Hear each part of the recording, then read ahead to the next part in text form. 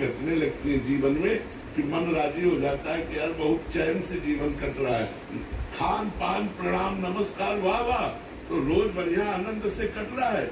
अब उसको वो विरह जो मिलना चाहिए प्रभु का, कि सब जग सूना लग रहा है, विरह कमंडल कर लिए बैरागी दो नैन, मांगत दरस मधुकरी छके रहे तो दिन रैन। मुझे और कुछ नहीं चाहिए, बस अनुदिन बढ़े अनुग्रह सीता राम चरण रति मोरे, अनुदिन बढ़े अनुग्रह तोर। वो बात भूल जाता है साधक और राजी हो जाता है माया की चकाचौंध में, माया के आकर्षण में।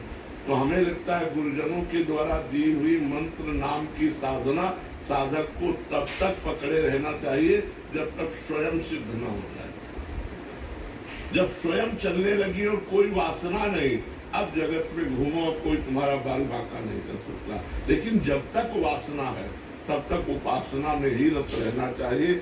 इसीलिए बड़े बड़े महापुरुषों को देखा गया, गंभीर शांत दैन्य, अपने को तुच्छ भाव ये भाव में रखना। तो राम जी के लाडले हो गए, वो भगवान के धाम में पहुंच गए और अपने लोगों को 4 अक्षर का ज्ञान हुआ तो अपने भजन को छोड़कर 4 अक्षर ज्ञान का वाहवाही लेने में जुट गए। तो वो मार्ग ही छूट गया, मार्ग ही छूट गया। मान सम्मान सेटिंग फेटिंग बस इसी में हम आ जाते हैं। भगवान स्वयं तैयार करते हैं जगत मंगल के लिए, ये पढ़ लिख करके नहीं होता।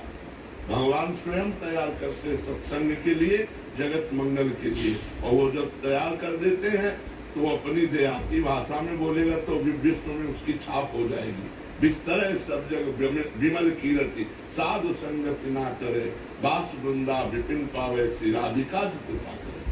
जब नाम जप में निरंतर रत रहोगे तो आपका यश विस्तार होगा और आप जो बोलोगे उससे जगत मंगल होगा और आपके इस ताप पर हर समय कृपा दृष्टि रखेंगे और धाम का सानिध्य रहेगा। ये भगवत कृपा से युक्त होकर, नहीं तो फिर भटकने लगता है साधक। रुपया पैसा बैंक बैलेंस ये सुख मिलने लगता है पर इसी में उसका जीवन चला जाता है।